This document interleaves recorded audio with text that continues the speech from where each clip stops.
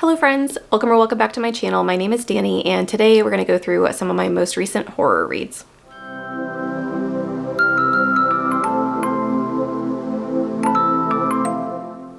As you guys know, I have been delving into the horror genre as of late, and I wanted to give you guys a quick update on some of the books that I have read recently. I don't want to get this to be such a large pile that I have like 20 books to talk to you guys, and so I started looking back at my Goodreads this morning and just looking through some of the books that I've read. And there were a lot of horror books that I've read in the month of February, but also just recently that I haven't gotten to talk to you guys about a lot. And so I figured I would take a moment. I have 10 books for you guys to talk about and yeah, tell you about how my journey has gone, what I've liked, what I've disliked about some of these books. And hopefully, if you guys have recommendations based on the information I tell you, I would be happy to chat with you guys in the comments and add to my list of horror novels that I want to get to in the future. I will start with my 2 stars and then work my way up, and I'll put timestamps down below on my ratings, like the little sections of ratings. So I'll put all the 2 stars together, all the 3 stars together, and so on and so forth. So my least favorite book out of all 10 of these is The House of Roots and Ruin, which is a book I've talked about recently on my Chunky Check-In series because it is 544 pages. It is a YA horror, which I do think is part of the problem for me, but I think the main reason I didn't enjoy this book was because of the romance. If you want like a full breakdown on why I didn't like it, you can check out the Chunky Check-Ins video. I will link it in the cards and in the description so you guys can check that out, but I'll give you just a general rundown. The first book in the series covers 12 sisters, or a family who have 12 sisters, and the people around them, they're from an island kingdom, and they are the Duke's daughters, I believe was his title.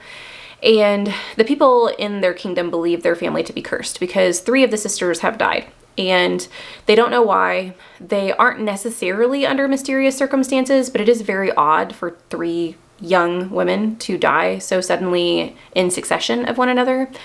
And so you follow one of the siblings, one of the sisters, and trying to figure out what's going on.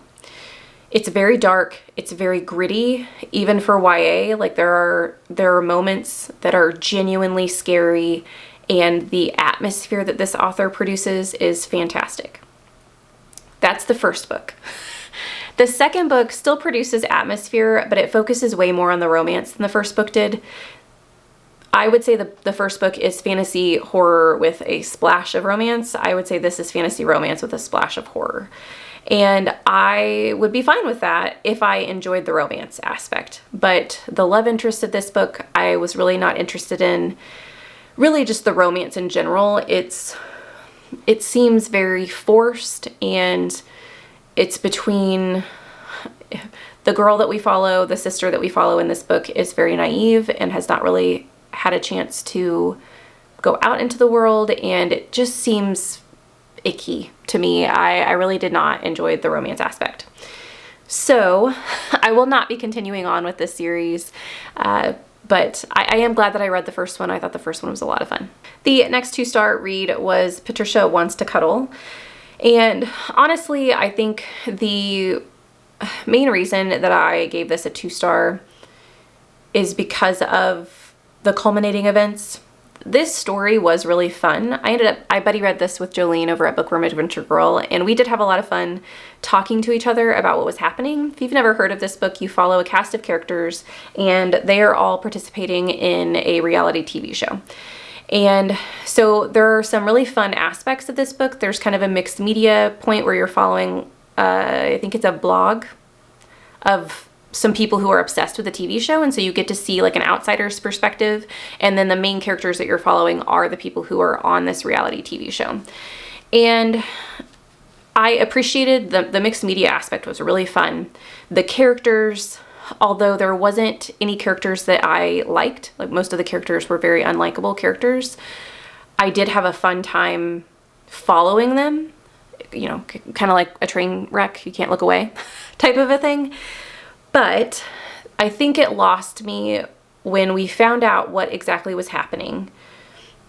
I was very intrigued with the thing that's happening. They all go to kind of an island. I won't tell you exactly what happens, but they all go to an island and bad things start happening. And so you're trying to figure out what's going on with this island. Are they in danger? Are they not in danger? Things like that. And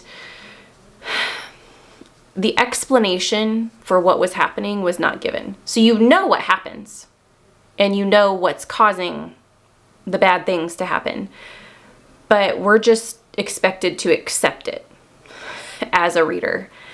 If you're going to give me this really haunting tale and these really creepy things that are happening, and we get to the end and we don't know, there's kind of like a question of, you know, what's left, and, you know, cliffhangers of like, you know, what's next. That's fine. Or if you have these events that all lead to a twist or whatever, and things are tied up really well, and you know kind of that you're at an end, or at least at a segment of an end, I guess, I'm okay with that too. But this book did both, and that frustrated me. There were so many really cool things that I think that they could have done with the end and what particularly was happening, that it's just kind of a little lackluster, and I don't understand the purpose of the book. Not that all books have to have a purpose. Sometimes it's just a story to be a story, but I don't know. I felt like we were meant to get something from it, and there wasn't anything there. So, yeah, 2-star from me. The next 2-star is actually a book that I read this month, and that is I Feed Her to the Beast. This, I do think, suffered greatly from being YA horror. I think that I need to be very careful in the future when I pick up YA and making sure I'm in the right headspace. We follow a main character in this whose name I'm not going to remember, even though I read it this month, who is in the Paris Ballet, I believe. I can't remember the name of the ballet, but it's a ballet school. She's younger, 16, 17-ish, and you get to know her and her love of dancing and a group of individuals that she hangs out with at this ballet. And I really enjoyed the commentary that this book has on the prestigious institution that is ballet, but also just probably any prestigious institution, on how exclusive they are and how detrimental that can be to, one, creativity, but two, diversity and differences in people, and how if you don't fit the cookie cutter mold, things are harder for you. And I wish that the book had dived into that further. I feel like it was very surface level with the discussion of that piece, and I think that they could have, I think that it could have gone deeper, I guess is what I'm just trying to say. What I really didn't enjoy is, and I guess I should say, so she's at this ballet. She is at kind of a moment in time where stakes are high. She could potentially get kicked out of the ballet and not have her place there anymore, and she doesn't really have a place to go. She is someone who is not very close with her family and doesn't have a lot of other options, whereas some of the people that she's around are very privileged individuals who would have other avenues if they don't happen to get whatever chance they can at this institution. And you follow kind of a dark and sinister path of asking for things from a pretty dark entity. I think that's all I want to say about like the bad things that happen in the book. But the entire book, you're in the main character's head, and she is a teenage girl, which for one, that just isn't a perspective I really enjoy reading from. She's a narcissist, which is fine, but there was so much commentary on the book of her expecting certain things of other people, but not being willing to give it back. So talking about like being a good friend and how all these people like should be worshiping her and praising her ability to dance and things like that. And she was not essentially willing to be a good friend back back to them. There was no quid pro quo there. Like there's no friendship.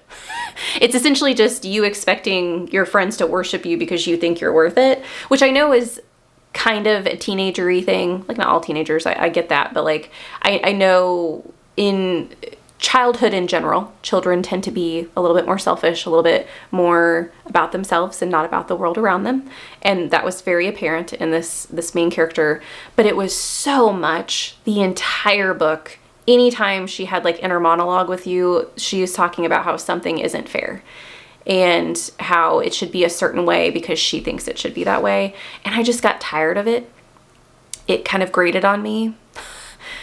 And I also was a little disappointed in the dark entity that gets asked for, I don't know, like the bargaining creature that you end up introduced to in the story. And I thought it was super dark, but we don't get a lot of backstory on that either. And of course, there was a love interest that I didn't see coming. I should have seen it coming, but I didn't see coming. And it really annoyed me. And yeah, I don't know. It just wasn't for me. The next 2-star is another buddy read that I had this month, and that is Suburban Hell. So I read this with Nell and Leandra, and I had a fun time with them, but the storyline in general, I was not a fan of. So it starts out really cute. You have this group of 4 women who live in a suburb, and they are building a she shed. So they have some place to hang out and kind of get away from their lives, escape the monotony and the chaos of their suburban lives. And it is very quick paced, which I will say I did enjoy. Most of it, I should say, is quick paced. At the very beginning, they toast each other at the she shed. They have this really like nasty wind that blows by, and all chaos ensues after that. There is a demonic possession that happens in the book, and you don't really know why it's happening or how far it's going to go, what it means for the people in the neighborhood, the people that are affected. And I think that this book lacks from consistency. There were some really fun details, and for instance, I'll just go on like one tangent to kind of explain my reasoning. So the magic that is happening, it's not consistent throughout the book. So if something dark happens and it has to do with the weather, and then maybe the next dark thing happens to do with plants, and then the next dark thing happens to do with inanimate objects, there was no consistency on this through line of some of the things that were happening. And I was expecting, and this could be my fault, I was expecting there to be a reason for all of the things that were happening and a connection between all of them eventually. And there was not. There's no reason, no rhyme or reason for why anything happened in the exact order that there was. There were some creepy kid components, which I really enjoyed in this story because they are suburban moms, and so they do have children. Some of the children are able to sense the fact that there is this evil thing that is in their midst and try and warn their parents about them. I really enjoyed that aspect. But once again, I don't think that storyline led anywhere. It was very inconsistent. There was no explanation for it. And then I also think that this is another one at the very end of the book. I was expecting there to be a twist, and there's not. Which gets what you get. So if you pick this up and you're reading and you're thinking, is that really what's going to happen? Yeah, that's it. I don't know. I guess I've read some horror recently that threw me for a loop where the entire time I'm thinking, yeah, this is definitely going to happen, or thinking along a completely different line, and then it flips 180 and it goes in a completely different direction. And I've really enjoyed those horror novels. And so to just be given what I expect was a little lackluster for me. The next book is the only 3-star read on this list, and that is the Haunted Forest Tour. This should probably be more like a 2.5 star now that I have had time to kind of sit on my thoughts, but I rated it a 3 whenever I originally got done with it, so I'll leave the rating. This follows a couple of characters who are involved in some way in the Haunted Forest Tour. So the start of the book, you start with a prologue where you are in a town where trees start sprouting up out of nowhere in seconds. So you would have an oak tree that could take 300 years to grow that will grow in like 30 seconds. And it takes down a whole bunch of people in this village because, as you can imagine, if I'm standing here and a tree is growing up underneath me that I do not know about, that's not going to be good for me. And so we start with this blast of really horrible things that happen, and they call this the Haunted Forest. And there's a big media presence that they're trying to figure out what happened. And then you go to the future where things have kind of calmed down. But within this haunted forest, they know that there are creatures that have not been on Earth before. And so, like multi-millionaire, billionaire people do, they decide to profit off of it, and they make a haunted tour out of it. Think essentially like a trolley that you get in, and it takes you inside the haunted forest, and you're supposed to be protected because you're in this trolley, and you can view all of the horrifying things that are in the forest, and it takes you back out all safe and sound. The haunted tour that we follow is on Halloween Day, and as you can imagine, things go awry within the haunted forest. And the first half of this book was 5 stars for me, which is why it ended up getting a 3, was really the first half. The deaths that happen in this book are gruesome and creative. The monsters in this haunted forest are amazing. The way that they designed all these monsters living in this forest together, and the kind of Jurassic Park nature of them going in and exploring, and the science. They have some scientists that are studying these creatures as well. And I just thought all of that was fascinating. And then we get to the conclusion. This is a theme we're seeing with my lower rated horror novels. What actually ends up happening, the reason behind the haunted forest and the bad things that happen on these tours on Halloween Day, was just not creative. And I also think that it didn't make sense. There were some holes in the explanation of things that I found very glaring and just boring. So for like such an inventive and fun look at a haunted tour in the first 50%, the last half of the book, wasn't for me.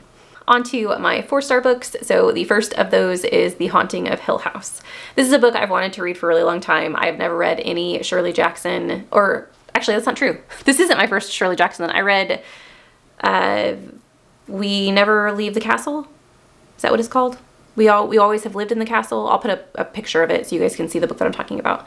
I did read this last year, and this has intrigued me on Shirley Jackson. And I know The Haunting of Hill House is Shirley Jackson's, I think, most famous work, probably. And so I wanted to give it a try. I've heard a lot of people love it, and I had a freaking blast. If you've never heard of The Haunting of Hill House, you are following Hill House, and there is a history of Hill House. It has been known to be haunted and for bad things to happen inside Hill House. And there is a doctor-like character who is studying paranormal things and decides to make a study out of it and invite people to Hill House to stay and see what happens.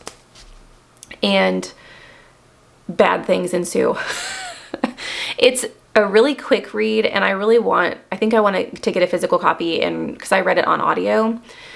And man, this book, the tension in this book, the scary, mind-bending things that are explained about this house are so fun. And I think I want to read more haunted house stories after this. After September House also. It's something about having a house that's almost living, I guess. that I really enjoy. I like the aspect of that. I like trying to figure out the mystery of why these things are happening in the house and if there's an explanation.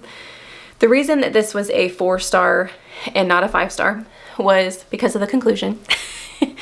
I did guess kind of what was going to happen. There was one thing at the very end that happened that I didn't expect it to go that way.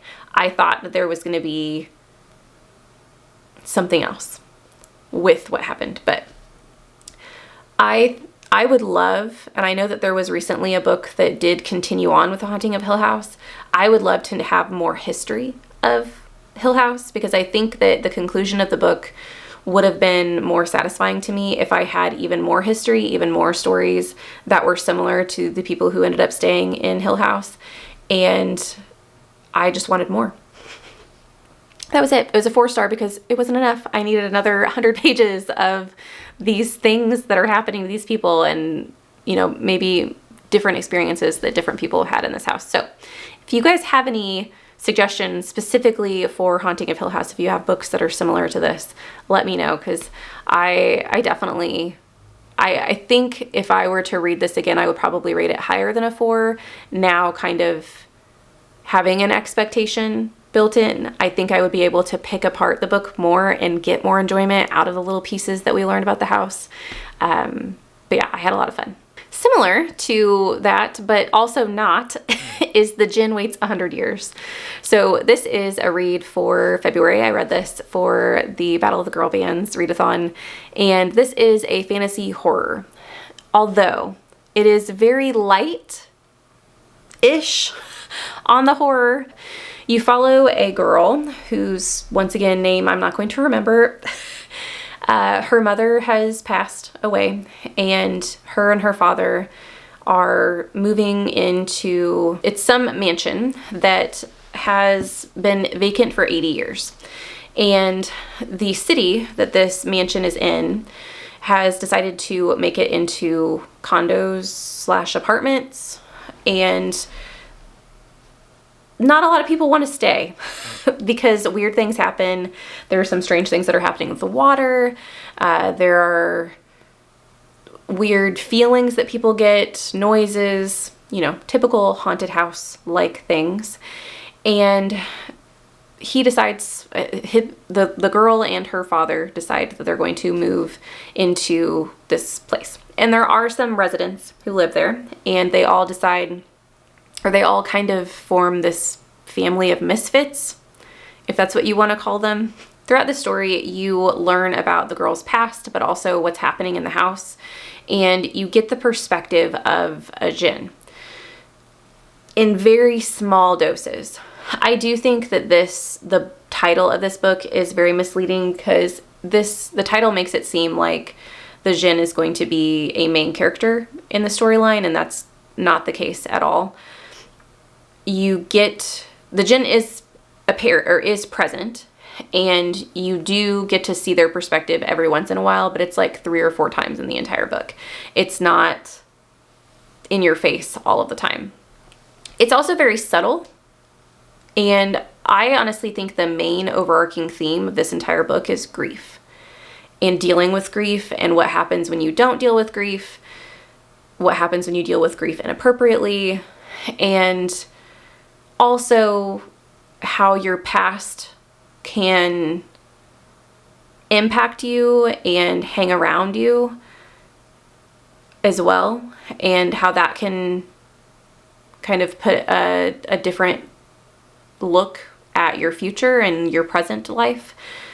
And I appreciated those storylines. Some of the things that happened in this book were very shocking, but I would definitely say that it's more about family dynamics and grief than it is about like hauntings. Some of the scenes in this book were just beautifully written.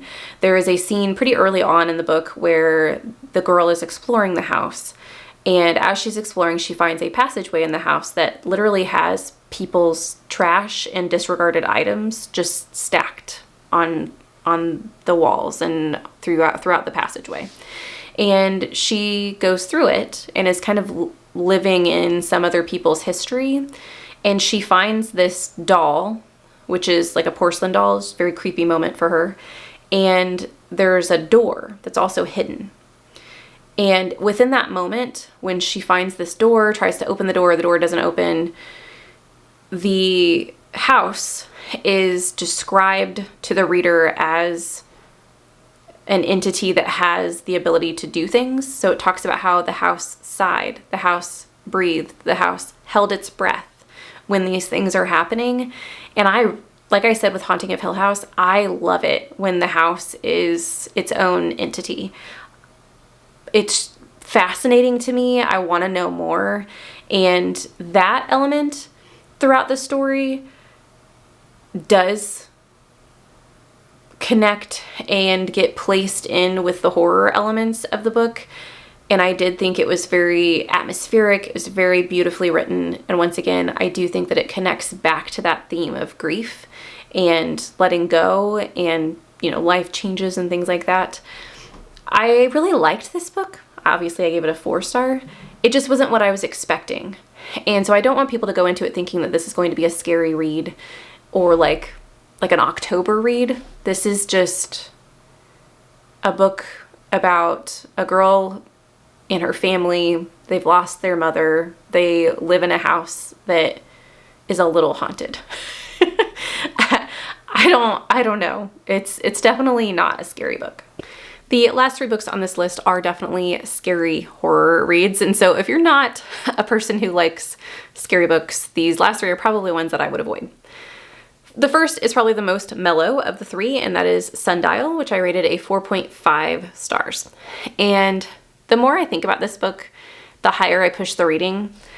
I was thinking to myself right before I was filming this, whether or not this was a 4.25 or if this was a 4.5 star. And just because of the fact that I have thought about it so much, and this is a book I've gone on to Reddit and looked for theories of things that are happening, it's made me think. And so it's going to be a 4.5. Even if I originally thought it was going to be a 4.25, I think I've thought about it enough now that I just have to give it a 4.5. I just really enjoyed it. So if you haven't heard of Sundial, you follow a family of 4.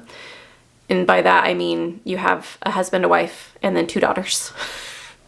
And the eldest daughter is a little strange, a little reserved, and the mother definitely has more of a connection to the younger daughter, who seems a little bit more like her. There is an unhappy marriage going on, and you have the tension of this toxic home environment as well. And at the very beginning of the story, you have something happens where one of the children is put into danger, and the mother decides to take one of the children to her old family home, which is called Sundial. And it's out in the middle of the desert, and you know that there's history. And so throughout the book, you learn about the mother's history, why this desert home exists. There are some weird things and weird buildings that are there. And so you get some snippets of her past. You also get some snippets of her and her sister whenever they were younger. And you know that her sister is no longer around at this point in time. You also have this third storyline. So I guess I should say that first. You follow 2 perspectives. You follow the mom's perspective and the daughter who gets taken to Sundial's perspective. And then you get this third weird perspective that's called Arrowwood. And I can tell you that because I still haven't figured out what the frick it was.